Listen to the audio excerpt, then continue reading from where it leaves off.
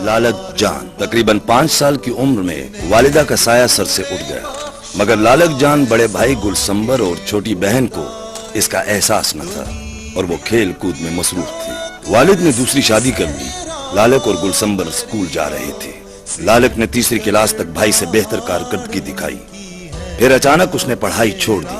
अब तो रबड़ की गुलेल ही लालक जान का पहला हथियार था। बड़े भाई गुलसंबर ने फौज में शमूलियत दी। लालक जान ने एक दिन अचानक वालिद से फौज में मुलाजमत के लिए कहा। वालिद परेशान हुए, मगर लालक ने बड़े पुरजोश लहजे में कहा, अब्बा जान, मैं फौज में मुलाजमत के साथ पढ़ सकूंगा। 9 माह की ट्रेनिंग के बाद पास आउट हुए और उनकी पोस्टिंग 12 NLI में कर दी गई। 21 अक्टूबर को लालक जान शादी के बंधन में बंध गए। उन्हें अल्लाह ताला ने 2 बेटियों और 1 बेटे से नवाजा। 1992 में आपकी यूनिट को पीर घंटी के मुश्किल तरीन महाज 2 मील सेक्टर में तैनात कर दिया गया। 1993 में लालक जान को हवालदार के ओहदे पर तरक्की दे दी गई। इस दौरान वो मेस हवालदार भी रहे। 1984 में हिंदुस्तानी फौज ने पाकिस्तानी फौज की तरफ से मौसम सरमा और बर्फबारी की वजह से खाली की गई चंद पोस्टों पर LOC की खिलाफ वर्जी करते हुए नाजायज कब्जा कर लिया। इन पोस्टों को खाली करवाने के लिए 15 साल तक जद्दोजहद की जाती रही, मगर इंडिया की तरफ से इन पोस्टों पर पूरी एक डिवीजन आर्मी तैनात कर दी गई और उन तक असला और खुराक जम्मू कश्मीर की तरफ से पहुंचाई जाती रही। मई 1999 में इंडियन आर्मी की तरफ से भेजे गए 4 जवान लापता हो गए। उनकी तलाश के लिए भेजे गए 12 दूसरे जवान भी लापता हो गए। इस तरह वो पोस्ट जिस पर 1984 में इंडियन आर्मी ने नाजायज कब्जा कर लिया था, उस पर पाकिस्तानी फौज ने कब्जा कर लिया।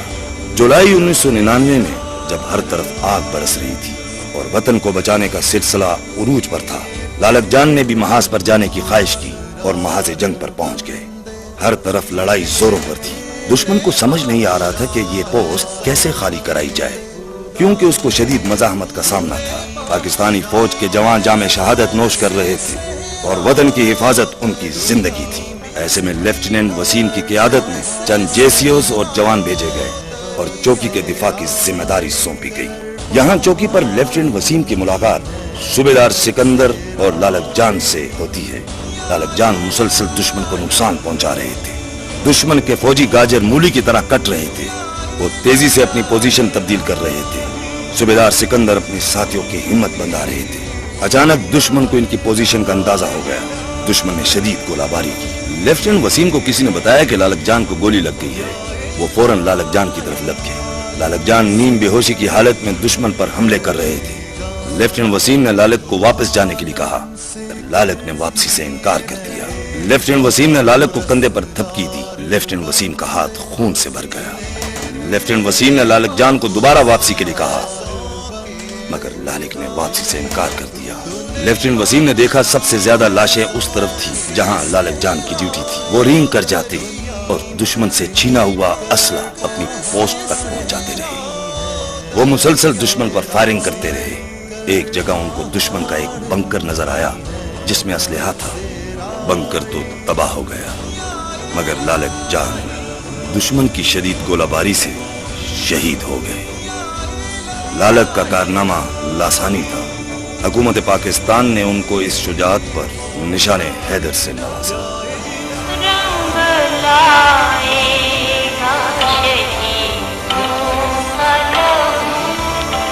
खुदा गवाह है,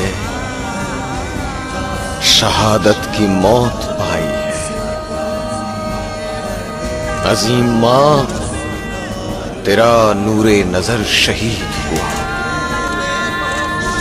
कर्नल शेर खान पाकिस्तान के एक ऐसे अजीम सिपाही थे कि दुश्मन भी उनकी बहादुरी देकर तारीफ के बिना ना रह सके। उनके साथ शहीद होने वाले 30 सिपाहियों को दुश्मन फौजियों ने दफन किया। कर्नल शेर खान पैदा ही अपने मुल्क पर जान निछावर करने के लिए हुए थे। کیپٹن کرنل شیر خان شہید پاکستان کے صوبہ خیبر پختونخوا کے ضلع سوابی کے ایک گاؤں نوا کلی میں پیدا ہوئے۔ کیپٹن شیر خان نے گورنمنٹ کالج سوابی سے اپنا انٹرمیڈیٹ مکمل کرنے کے بعد ایئر مین کے طور پر پاکستان ایئر فورس میں شمولیت اختیار کر لی اور اپنی ٹریننگ مکمل کی اور رسال پور کے بنیادی فلائنگ ونگ میں الیکٹریکل فٹر کے طور پر تعینات ہوئے۔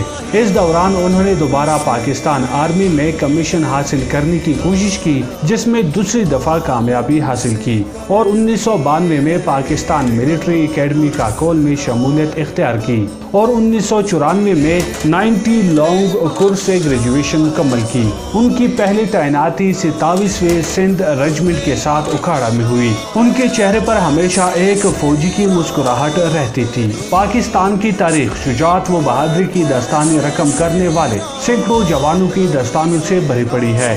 ان میں سے ایک نام کرنل شیر خان کا بھی ہے۔ ان کے والدین نے پاک فوج سے محبت میں ان کا نام کرنل شیر خان رکھا۔ ان کے دادا خان غالب نے ان کا نام کرنل شیر خان رکھا تھا، اس لیے کیپٹن ہوتے ہوئے بھی ان کا نام کیپٹن کرنل شیر خان مشہور ہوا۔ شیر خان شہید نے کارگل کی جنگ میں بے پناہ بہادری کا مظاہرہ کرتے ہوئے دشمن کے دانت کھٹے کر دیے۔ پاکستانی فوج کے کپتان کرنل شیر خان نے اتنی بہادری کے ساتھ جنگ کی کہ انڈین فوجی نے ان کی شجاعت کا اعتراف کیا۔ خودکش حملہ تھا۔ وہ جانتے تھے کہ یہ مشن کامیاب نہیں ہوگا کیونکہ انڈین فوجیوں کی تعداد ان سے کہیں زیادہ تھی۔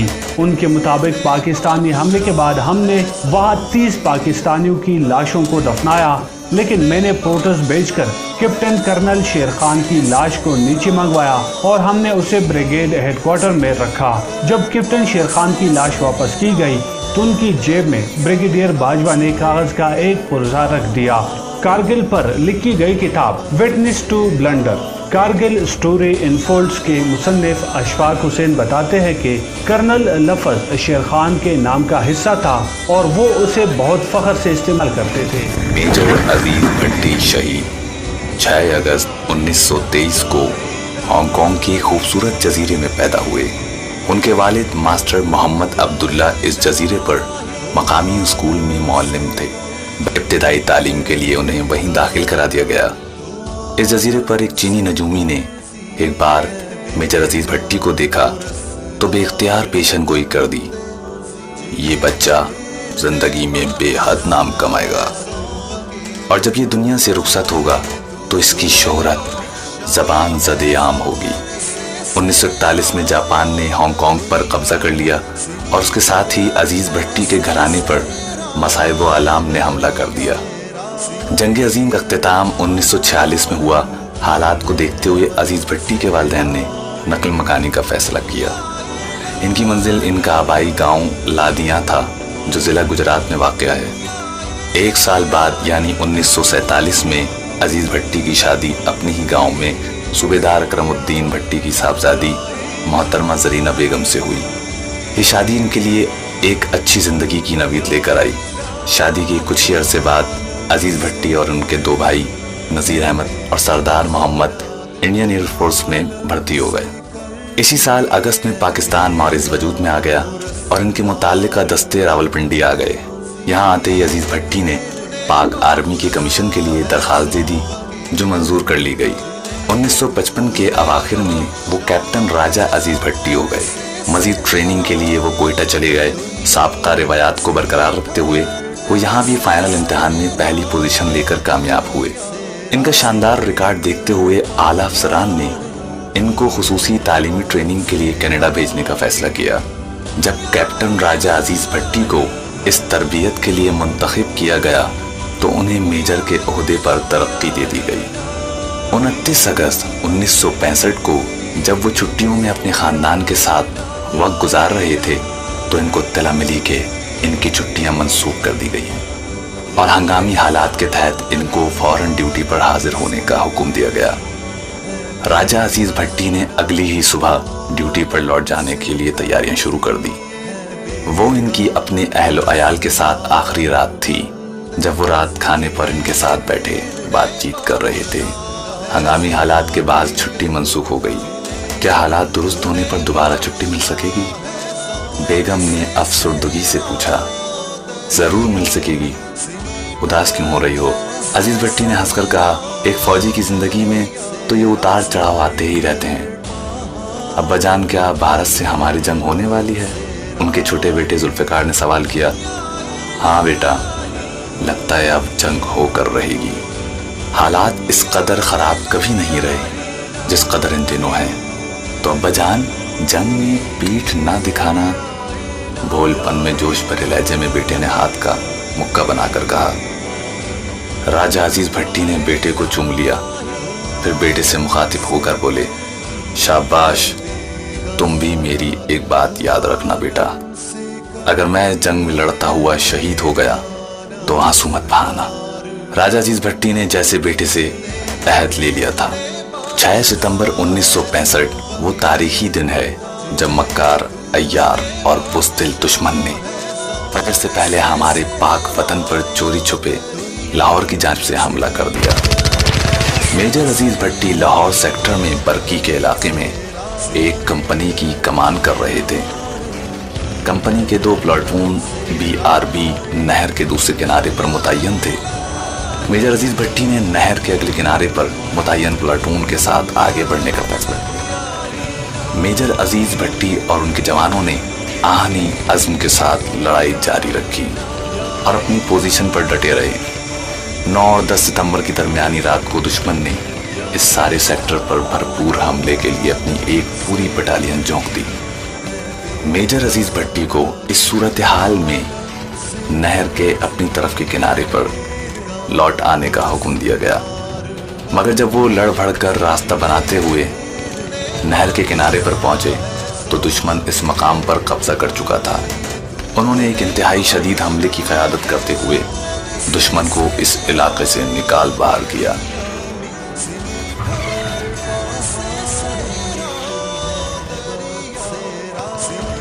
और फिर उस वक्त तक दुश्मन के मुकाबले में खड़े रहे जब तक इनके तमाम जवान और गाड़ियां नहर के पार ना पहुंच गईं।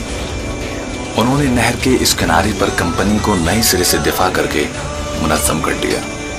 इस महाज पर गुज़िश्ता 6 दिन और 6 रातों से दुश्मन का इस कदर जानी और माली नुकसान हो चुका था जिसका तसव्वुर भी महाल था। भारतीय फौज इस महाज पर 150 जवानों की मुख्तसर नफरी से शिकस्त के बाद जानलेवा एहसास कमतरी में मुब्तला हो चुकी थी। इस महाज पर भारत के सैकड़ों फौजी जहन्नुम वासिल हो चुके थे, जबकि जवाब में पाकिस्तानी फौज के सिर्फ 11 जवान शहीद हुए थे। 12 सितंबर 1965 की सुबह मेजर अजीज भट्टी ने वज़ू किया, फजर की नमाज अदा की और पटरी की जानिब बढ़ गए, जहां खड़े रहकर इन्हें आज भी अपने दस्ते के लिए ओपी के फराइज सर अंजाम देना थे। भारतीय फौज की फायरिंग सुबह काजिब से शिद्दत के साथ जारी थी।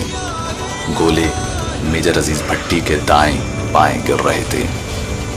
2-3 गोले इनसे आगे चंद गज के फासले पर भी गिर कर फटे। इसी दौरान मेजर साहब ने देखा कि बरकी की तरफ से चंद भारतीय टैंक तेजी से नहर की जानिब चले आ रहे हैं। उन्होंने फौरन तोप खाने को इस तरफ गोलाबारी करने का हुक्म दिया। फायर ठीक निशाने पर लगा और भारतीय टैंक बच्चों के खिलौनों की तरह फिजा में उछलकर और आग के शोलों में लिपटे हुए जमीन पर गिर पड़े। सुबह 9:30 बजे का वक्त था जब दुश्मन के एक तोपची ने गोला फायर किया, जो फिजा में बुलंद हुआ और सीधा मेजर राजा अजीज भट्टी के सीने से आ टकराया। मेजर अजीज भट्टी उछलकर गिर पड़े। वतन का जरी मुहाफिज अपने फर्ज की अदायगी में जामे शहादत नोश कर चुका था।